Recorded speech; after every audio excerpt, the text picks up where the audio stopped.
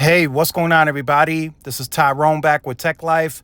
Great article from Yahoo Finance. I'll leave a link to it in the description. Quick disclaimer, I'm no financial expert, no stock expert. This is not financial advice. So don't go and sell, trade any of your stock based on my opinionated commentary.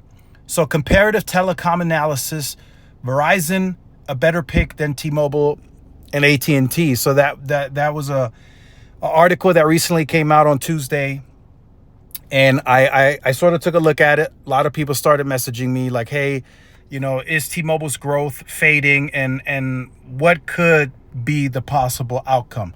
So let's take a quick look.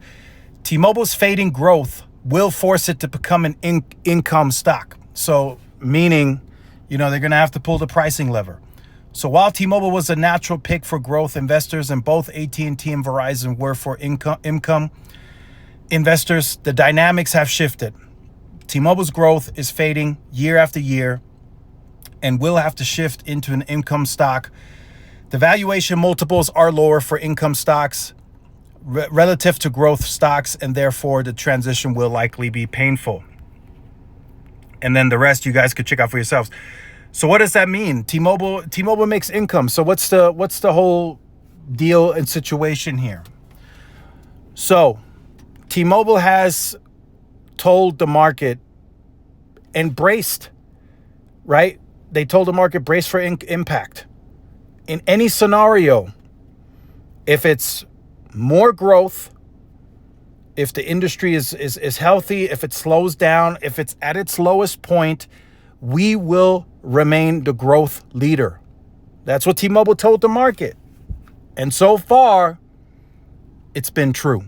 So yes, year over year, they are slowing down, but they are still leading AT&T and Verizon when it comes to growth.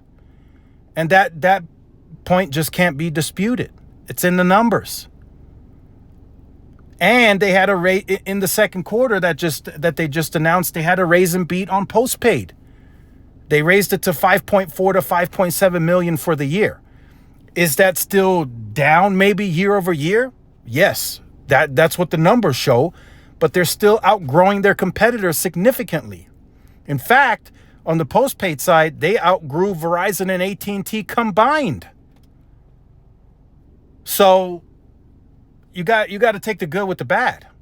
So is T-Mobile's growth fading year over year? Yes, but they are still leading the pack significantly. So like I said, this is just my opinionated commentary, but I'm just pointing out the obvious. And T-Mobile at this quarterly earnings and last quarterly earnings and at some of the conferences in between told the market to brace for impact. But regardless, no matter how it turns out, they said they will be the growth leader.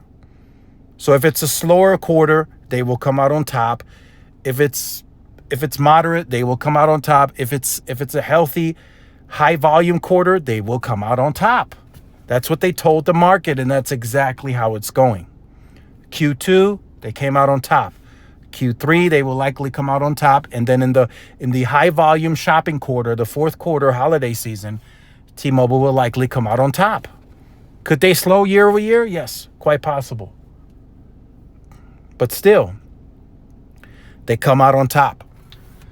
So you can see everything here: net income, EBITDA, revenue, and I fully anticipate, I'll be very honest. Oh, article just went away, but I'll leave it in the description so you guys can check it out. So to close out the video briefly, I'll be very honest. I do see T-Mobile pulling the pricing lever again. Not this year, but sometime next year, I see them pulling the pricing lever again. Because they have healthy growth, and if you can mix that with the organic growth and then the pulling the pricing lever, that's a great place to be in. To continuously on a quarterly basis grow your revenues, grow your EBITDAs, and continue to do both, right? You don't have to pull the pricing lever. Like for the rest of this year, they don't have to do it, and they will post better financials because they are still growing organically. So next year, based on the turnout of this recent price increase, the churn really didn't explode much. They didn't have a churn bubble or pricing pricing churn, as Verizon calls it. So it's not a big problem. So that's kind of music to T-Mobile's ears. So now when they do it next year, right, there's going to be some chatter. It's going to be perceived negative, but T-Mobile knows how to do it to where it doesn't affect them much. And this recent price increase per the churn, maybe we see something else in the third quarter, but it didn't affect T-Mobile much. Very, very little. In fact, they had a better churn in Q2 than Verizon. So again, no financial advice, no stock expert, just putting out my opinionated commentary, letting you guys know in any scenario, no matter how it turns out, T-Mobile is still anticipated to be the growth leader in the industry. Yes, our volume's down year over year, quite possible. Could change in the third quarter, keep that in mind. So we'll have to look forward to the next 2 quarters. So stay tuned for more, like, share, subscribe, and I'll see y'all in the next one. Peace.